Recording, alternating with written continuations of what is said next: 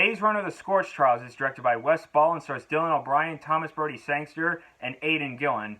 And this movie takes place directly after the first one, and all the kids are now in this facility, but when they learn that things aren't what they seem, they flee out into the Scorch.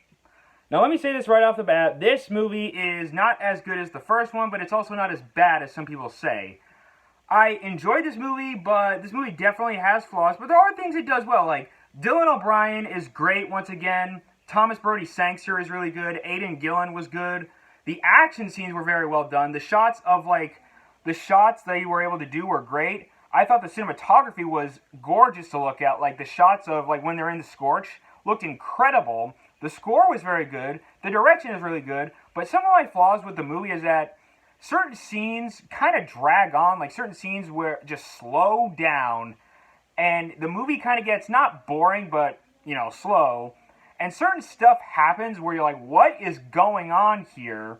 But as I said, this movie's not horrible, it's still fun. Like, you know, the acting, as I said, is pretty much strong, certain characters aren't that developed, but the score is good, the action is good, Dylan O'Brien's great once again. This movie is not horrible, but it's not as good as the first one, and I'm going to give Maze Runner: The Scorch Trials a B+.